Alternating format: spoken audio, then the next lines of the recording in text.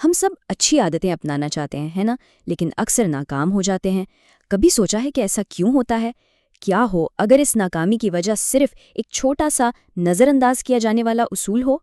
آج ہم عادتوں کی تشکیل کے اسی ایک بنیادی اصول کو سمجھیں گے جو اصل میں کامیابی اور ناکامی کے درمیان فرق پیدا کرتا ہے۔ چلیں ہماری کہانی شروع ہوتی ہے 1990 کی دہائی کے آخر میں پاکستان کے شہر کراچی سے۔ ایک ایسی جگہ جہاں ایک ایسا حیران کن واقعہ پیش آیا جس نے عادتوں کے بارے میں ہماری سوچ کو ہمیشہ کے لیے بدل کر رکھ دیا۔ تو ہوا یوں کہ پبلک ہیلتھ کے ایک ماہر اسٹیفن لوبی جب کراچی پہنچے تو انہیں ایک بہت بڑے بحران کا سامنا کرنا پڑا۔ شہر کی گھنی آبادی والی کچی آبادیوں میں بیماریاں جنگل کی آگ کی طرح پھیل رہی تھیں، اور حالات آپ کہہ سکتے ہیں کہ قابو سے باہر ہوتے جا رہے تھے۔ اور حالات کتنے سنگین تھے اس کا اندازہ اس بات سے لگائیں کہ شہر کے 90 لاکھ لوگوں میں سے 60% سے زیادہ ایسی کچی آبادیوں میں رہ رہے تھے جہاں نہ تو صفائی کا کوئی انتظام تھا، نہ بجلی تھی، اور نہ ہی پینے کا صاف پانی۔ ان غیر صحت بخش حالات کے نتائج بالکل تباہ کن تھے، خاص طور پر بچوں کے لیے۔ اس حال نمونیا، جلد کے انفیکشنز تو جیسے عام سی بات تھی، اور تقریباً 1/3 بچے غذائی قلت کا شکار تھے۔ لوبی اور ان کی ٹیم نے جلد ہی ایک بڑے عجیب بات نوٹ کی۔ مسئلہ یہ نہیں تھا کہ لوگوں کو معلوم نہیں تھا، وہاں کے لوگ اچھی طرح جانتے تھے کہ ہاتھ دھونا کتنا ضروری ہے، لیکن بس وہ اسے مستقل طور پر نہیں کر رہے تھے۔ اصل مسئلہ علم کا نہیں، مستقل مزاجی کا تھا۔ اور یہاں کہانی میں ایک بہت ہی غیر متوقع موڑ آتا ہے۔ حل کوئی آگاہی مہم یا مزید معلومات دینا نہیں تھا، بلکہ ایک حیران کن پارٹنرشپ تھی۔ لابی کی ٹیم نے پروکٹر اینڈ گیمبل کے ساتھ مل کر وہاں کے لوگوں کو سیف گارڈ صابن دینا شروع کر دیا۔ اب دیکھیں، سیف گارڈ کوئی عام صابن نہیں تھا، یہ ایک پریمیم صابن تھا جو آسانی سے جھاگ بناتا تھا، اور اس کی خوشبو بھی بہت اچھی تھی۔ اس نے ہاتھ دھونے جیسے ایک عام سے کام کو فوری طور پر ایک خوشگوار تجربے میں بدل دیا۔ اور نتائج بالکل حیران کر دینے والے تھے۔ صرف چند مہینوں میں اس حال کی شرح 52%، نمونیا 48%، اور امپیٹائگو جو کہ جلد کا ایک انفیکشن ہے اس میں 35% تک کمی آ گئی۔ لیکن اصل کامیابی تو اس سے بھی بڑی تھی۔ 6 سال بعد جبکہ پچھلے 5 سالوں سے کوئی مفت صابن نہیں دیا جا رہا تھا، 95% گھرانوں نے ہاتھ دھونے کی عادت کو برقرار رکھا ہوا تھا۔ یہ ایک بہت بڑا سبق تھا۔ تو کراچی کی اس کہانی سے ہمیں کیا سمجھ آیا؟ یہ ہمیں رویے کی تبدیلی کی ایک بنیادی، ایک کارڈنل رول کی طرف لے جاتی ہے۔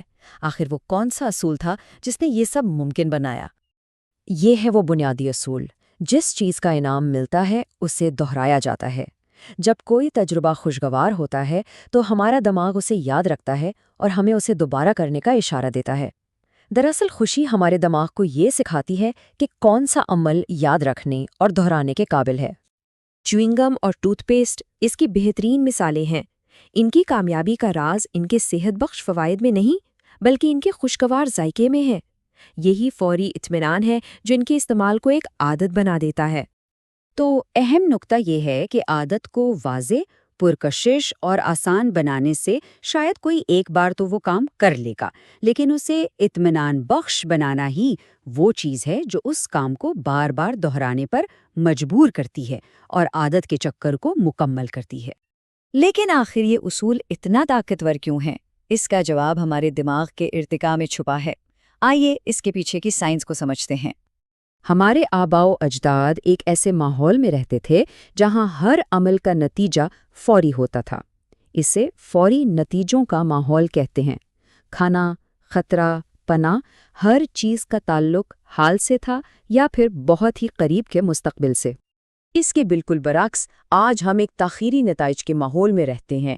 ہم آج کام کرتے ہیں اور تنخواہ ہفتوں بعد ملتی ہے۔ ہم آج ورزش کرتے ہیں اور صحت کے فائدے مہینوں یا سالوں بعد نظر آتے ہیں۔ اور یہیں پر اصل مسئلہ ہے۔ ہمارا دماغ اس جدید دنیا کے لیے بنا ہی نہیں ہے۔ ہم آج بھی اسی قدیم ہارڈ ویئر کے ساتھ کام کر رہے ہیں جو فوری تسکین کو لمبے عرصے کے فائدوں پر ترجیح دیتا ہے۔ تو ہمیں اپنے بنیادی اصول کو تھوڑا اپ ڈیٹ کرنا ہوگا۔ اصل بات صرف انعام نہیں بلکہ انعام کا فوری ہونا ہے۔ ہمارا دماغ اس چیز کو ترجیح دیتا ہے جو ابھی اچھا محسوس ہوتا ہے، اس چیز پر نہیں جو بعد میں اچھا محسوس ہوگا۔ تو پھر ہم اس قدیم وائرنگ کو اچھی عادتیں بنانے کے لیے اپنے فائدے کے لیے کیسے استعمال کر سکتے ہیں؟ آئیے دیکھتے ہیں کہ اسے کیسے ممکن بنایا جا سکتا ہے۔ حکمت عملی بہت سادہ ہے۔ ان عادتوں کو فوری طور پر تسلی بخش بنائیں جن کے اصل فائدے مستقبل میں ملنے والے ہیں۔ یہ فوری انعام ہمیں اس وقت تک متحرک رکھتا ہے جب تک کہ لمبے عرصے کے انعامات ہمیں ملنا شروع نہ ہو جائیں۔ اس کی ایک شاندار مثال ہے۔ ایک جوڑا جو یورپ کے سفر کے لیے پیسے بچانا چاہتا تھا، انہوں نے ایک طریقہ نکالا۔ جب بھی وہ باہر کھانے سے پرہیز کرتے، وہ بچائی گئی رقم اپنے یورپ ٹرپ اکاؤنٹ میں ڈال دیتے۔ اپنے اکاؤنٹ کا بیلنس بڑھتا دیکھنا انہیں فوری اطمینان دیتا تھا، جس سے پرہیز کرنا آسان ہو گیا۔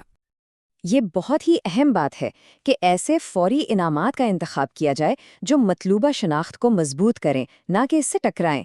ورزش کے بعد آئس کریم کھانا متضاد سگنل بھیجتا ہے، لیکن مساج کروانا ایک صحت مند شناخت کو مزید مضبوط کرتا ہے۔ تو یاد رکھنے کی بات یہ ہے، فوری انعامات ایک عادت شروع کرنے میں مدد کرتے ہیں، لیکن شناخت اسے قائم رکھتی ہے۔ آخری مقصد تو یہی ہے کہ نئی شناخت خود ہی ایک انعام بن جائے۔ ورزش اس لیے نہیں کی جاتی کہ انعام ملے گا، بلکہ اس لیے کہ ایک صحت مند انسان ایسا ہی کرتا ہے۔ آخر میں یہ ایک اہم سوال ہے جس پر غور کرنا چاہیے۔ وہ عادتیں جو آج فوری اطمینان دیتی ہیں، کیا وہ لمبے عرصے میں اس مستقبل کی طرف لے جا رہی ہیں جو کوئی اپنے لیے چاہتا ہے؟